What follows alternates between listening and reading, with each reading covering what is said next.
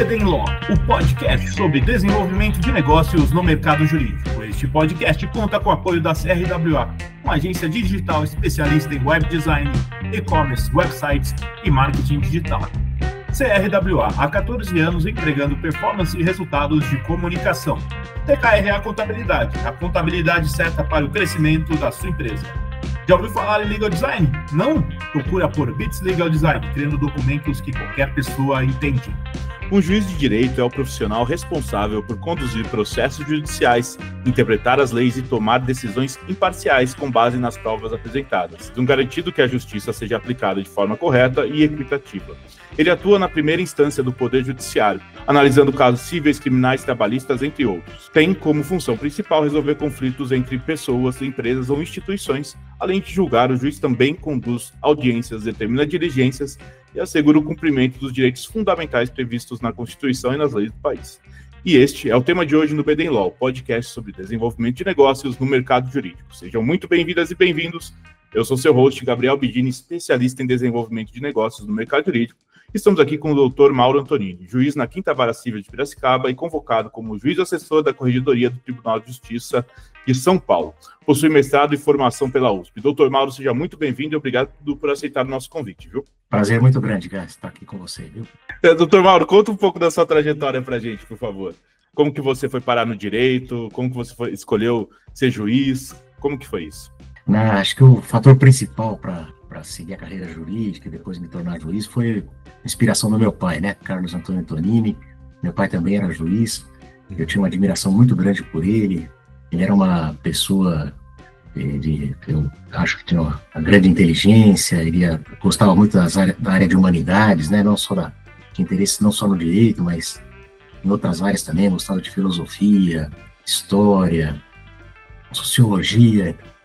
Gostava muito de literatura também, tinha uma biblioteca muito boa em casa, então isso tudo acho que me inspirou, me levou um pouco para o lado das humanidades e depois acabei, acho que por inspiração dele, seguindo, escolhendo cursar Direito, e aí no curso da faculdade eu fui, até pela inspiração que eu tinha dele, também tinha uma admiração pelo trabalho dele como juiz, eu fui percebendo, aí já estudando na faculdade, qual era o papel mais exatamente de um juiz no processo. Isso me seduziu, né?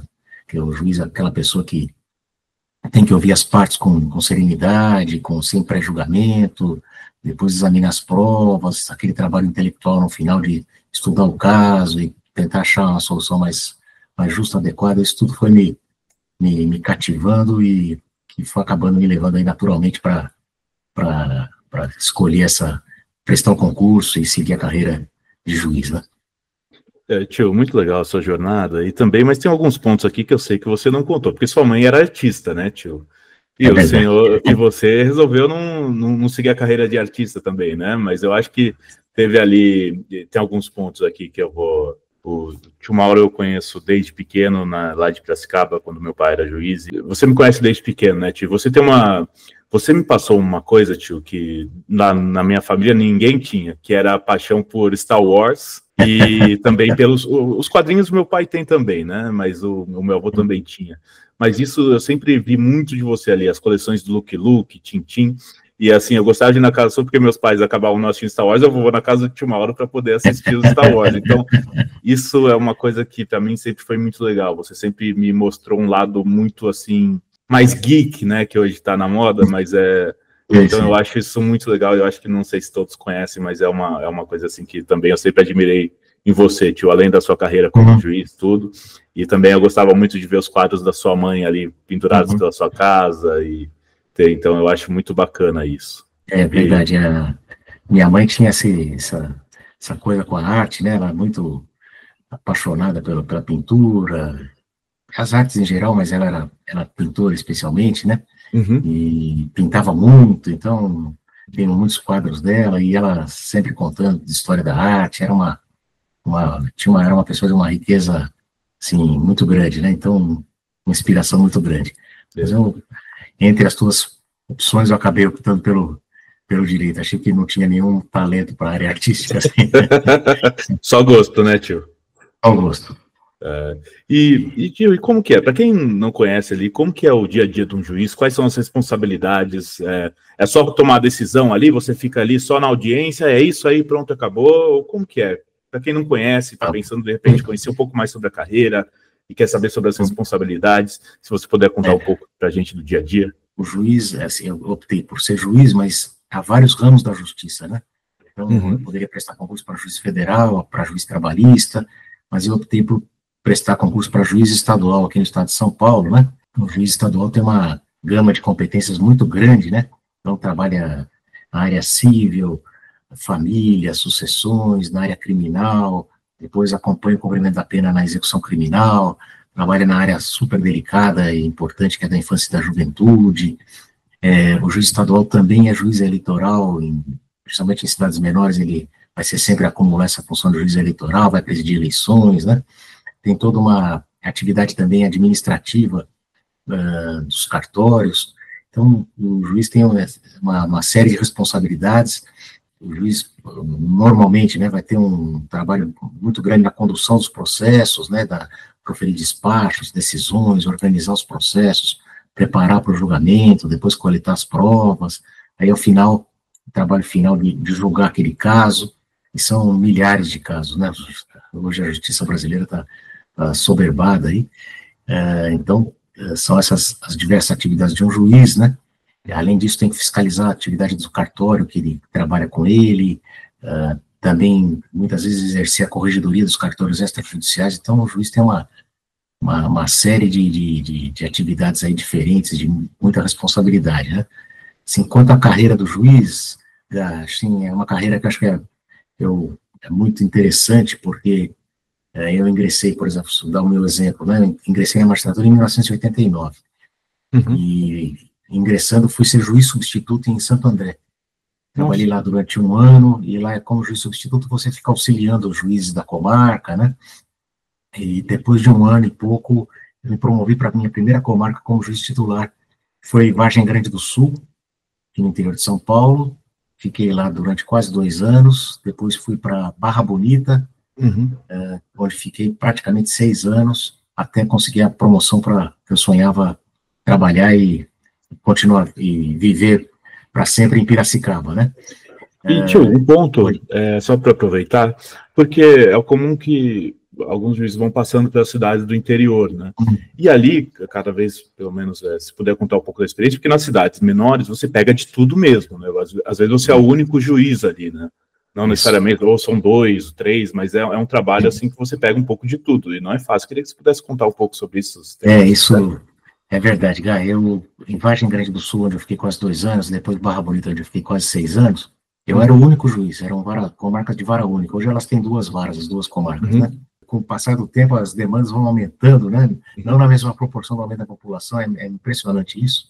E aí foi tornando necessária a instalação de varas novas, né? Mas, de fato, é isso, né? Nessas 2 cidades, o aprendizado de um juiz jovem, assim, começo de carreira, é muito intenso, porque você trabalha muito, né? Uma das coisas, para você quiser ser, a pessoa que quer ser juiz, tem que estar ciente que vai trabalhar bastante, e a gente trabalha em todas as áreas do direito, né? Então, lá nessas 2 cidades, eu julgava todas as causas cíveis que envolviam contratos, indenizações, depois julgava as causas de direito de família, separações, divórcio, ações de alimentos, guarda, visita, julgava inventários, depois, na área criminal, julgava os processos criminais, aí, quando eu acabava condenando uma pessoa e ela cumpria a pena ali na cadeia da cidade, eu ia lá fiscalizar o cumprimento da pena todo mês, ter um contato com a pessoa para ver como é que estava evoluindo, né? Na área da infância e da juventude, né? Tanto as questões de atos infracionais praticados por adolescentes, mas também na área protetiva da infância e da juventude, né? Às vezes questões para crianças, adolescentes que estavam em situação de risco, precisavam ser tomadas aquelas medidas para tentar protegê-los. Então, depois presidia as eleições, né? Então tinha toda tinha que representar o tribunal lá perante o prefeito, a Câmara Municipal, participar de solenidades. Então, é uma experiência muito rica, e além dessa variedade que já proporciona um aprendizado muito grande, você ainda tem um volume de serviço muito grande. Então, é um aprendizado muito intenso e muito rápido. O juiz acaba amadurecendo bastante rápido, assim, no curso da carreira, né? Que legal. É muito bacana isso, tio. E eu imagino que ali, quando você é mais novo, né, na carreira, você conseguia pegar, por exemplo, tinha algum caso complexo, você conseguia alguém para te ajudar ali, dar uma segunda opinião, te orientar? Você tinha isso também? Ou era ali você tinha que se virar e era aquilo? Não, a gente sempre tem um círculo de amigos, né, com que a gente pode trocar ideia, né? Claro que naquela época não tinha nem celular, e tudo era mais distante, então era um pouco mais difícil, mas a gente sempre tem o suporte a gente consulta muitos livros, né, que a doutrina, que a gente chama, né? Tem repertórios de jurisprudência, consultar casos parecidos, então a gente faz um estudo aprofundado e às vezes quando o caso é muito complexo, delicado, você está na dúvida sobre a decisão mais justa, você sempre tem alguns amigos para se socorrer. Mas eu, depois de passar por essas duas comarcas, né, aí eu finalmente consegui, passei em períodos maravilhosos em Vargem Grande e Barra Bonita, tenho uma saudade muito grande de lá, muitos amigos, mas aí em 1997 consegui ir para Piracicaba, que era onde eu queria me estabelecer definitivamente, e lá lá passei, aí o trabalho começou a ser especializado, porque lá fui para trabalhar na Quinta Vara Civil de Piracicaba, aí trabalhando com civil, né, e lá aconteceu, como é uma comarca maior, com muitas varas, eu acabei passando a trabalhar no dia a dia com outros juízes, né, inclusive com seu pai, com o Milton Paulo, que também é grande amigo, né, e tivemos uma amizade muito sólida lá, e quando cheguei lá você era um garotinho, né, e já tinha esse seu jeito, assim, muitos interesses, e era uma convivência sempre foi muito gostosa desde então, né, mas lá, então, com esses colegas, a gente tinha um cafezinho das 9 horas da manhã no fórum, e a gente sentava ali, jogava um pouquinho de conversa fora, contava piada, mas sempre tinha algum caso que alguém estava na dúvida, o que eu faço nesse caso, a gente trocava ideia, às vezes uma observação que um fazia ajudava o outro, isso era uma troca importante aí. Em Piracicaba, tio, você foi para a Quinta Vara Civil, né? E ali, daí, agora já não era mais tão generalista, né, nas decisões, já era mais separado por conta do tamanho da comarca, eu imagino, né? Isso, assim que funciona? É isso. No início já era mais específico, porque eu já não trabalhava mais nem na área criminal, nem na área da infância e da juventude, mas era um civil mais geral, porque incluía família, sucessões e fazenda pública também, né? Mas aí, com o passar dos anos, a comarca foi crescendo, foi se desenvolvendo mais, e aí foram instaladas varas de família e depois vara da fazenda pública. Então, atualmente, na minha vara civil em Piracicaba, trabalho só com civil mesmo, né? Então, questões contratuais, de indenização, etc., né? Muito legal. E eu queria saber, tio, para quem não conhece, como que é essa tomada de decisão? Porque eu imagino que tem as decisões mais genéricas, que tem ali, já são mais fáceis, mas eu imagino que tem algumas que são mais complexas. Como que é isso? O que pesa na análise? Tudo bem, tem a doutrina, tem os casos, estudos de casos, mas às vezes nem tudo está nos livros, né, tio? Como a gente já conversou. Eu queria saber como que é isso. Os critérios que o juiz vai usar no julgamento, eles variam muito dependendo da natureza do caso, da situação, às vezes é uma decisão para conferir uma liminar, então o juiz usa alguns critérios aí de urgência, de risco, diferente da decisão final, que ele vai realmente dar a solução final para o caso, né? Mas o juiz, basicamente, cara, ele leva em consideração a Constituição, os princípios que advêm da Constituição, as leis infraconstitucionais, né? Depois ele vai pesquisar a doutrina, porque às vezes a regra, como diz o Arnaldo, né? Às vezes a regra é clara lá, assim, direta, não tem dúvida nenhuma, é fácil de aplicar. Mas muitas vezes a lei, a norma, ela tem alguma ambiguidade, ela dá margem para interpretação, então aí o juiz vai buscar verificar a doutrina, né? Porque os juristas, estudiosos, acadêmicos dizem a respeito da interpretação daquele artigo de lei, por exemplo, vai ver o que os tribunais têm decidido a respeito, e às vezes não tem uma unanimidade, tem que estudar mais a fundo para verificar qual daquelas posições, dentre aquelas posições divergentes, qual que o juiz entende que é mais adequada para aquele caso concreto, né? Então, esse é um caminho que a gente faz em todos os casos, às vezes parece um caso novo ali, uma situação, uma matéria nova, uma questão que envolve consumidor, por exemplo, que ainda não tem nenhum precedente, é uma novidade muito grande, que ainda não tem doutrina quase nenhuma. Então, e aí o juiz vai usar os princípios que ele aprendeu de toda, assim, que advém da Constituição, das leis, né? Então ele vai ali desenvolver um raciocínio jurídico e tentar chegar a uma solução mais justa, né? Então, não tem uma receita, assim, para todos os casos, mas tem uma série de aspectos a serem examinados, né? Muito legal. E tio, a gente vê que, né, bom, a gente está passando por mudanças mais rápidas agora, né? Imagino que desde quando você ingressou em 1990, quer dizer, em 98 você estava em Pira, né? Você começou como juiz, que ano que foi, tio? 1989.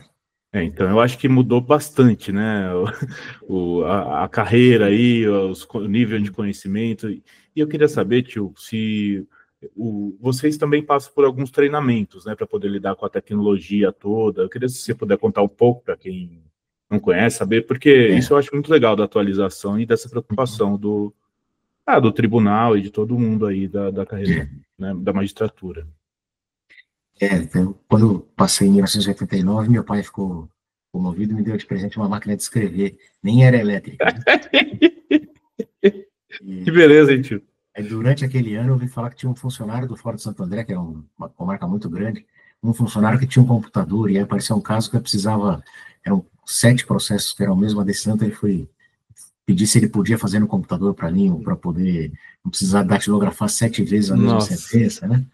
E aí, com o passar dos anos, vieram os primeiros computadores, e hoje a gente tem uma justiça aqui em São Paulo, no Brasil, toda informatizada, né? Os processos agora são eletrônicos, uma evolução tecnológica muito grande, né? A gente foi aprendendo, né, o básico da informática para poder trabalhar, mas o tribunal agora tem promovido uma série de cursos de capacitação, né? Porque agora nós estamos falando chegamos na etapa da IA, né? A inteligência artificial vai ter um impacto muito grande na justiça, já está tendo, né? E agora nós acabamos de encerrar um curso aí promovido pela Escola Paulista da Magistratura sobre inteligência artificial para capacitar juízes, funcionários do tribunal. Então, o impacto é enorme e a gente tem que aprender a usar isso de uma maneira correta, eficiente, para nos ajudar sem perder a perspectiva do humano, né? Que o juiz continua decidindo e a máquina vai só nos auxiliar, né? É isso, tio. Eu acho muito legal isso. E a IA não está aí para atrapalhar a gente, mas para facilitar o nosso trabalho, para que a gente possa focar no que a gente realmente é bom em fazer, né? Em fazer as conexões, estudar. A máquina não vai ter tudo isso que a gente tem. Então, o relacionamento ali, de você conseguir olhar no olho quem está ali, as pessoas, isso... Então, é muito bacana isso, né, tio? Principalmente pensando no volume de trabalho que vocês têm hoje, a IA está aí para facilitar o trabalho disso e promover a justiça, né, também, né, quando bem observada, né? Ajudar como uma ferramenta, né? E, tio, eu queria saber, para quem está pensando em ir para a carreira da magistratura, queria saber se você tem algum conselho, o que você vê como uma competência ideal aí. O espaço é seu, tio. Cara, eu acho que a pessoa que quer prestar concurso para juiz, aliás, a pessoa pensa em prestar concurso para juiz, naturalmente vai ter que ser bacharel em Direito, né, ter que fazer a faculdade de Direito, e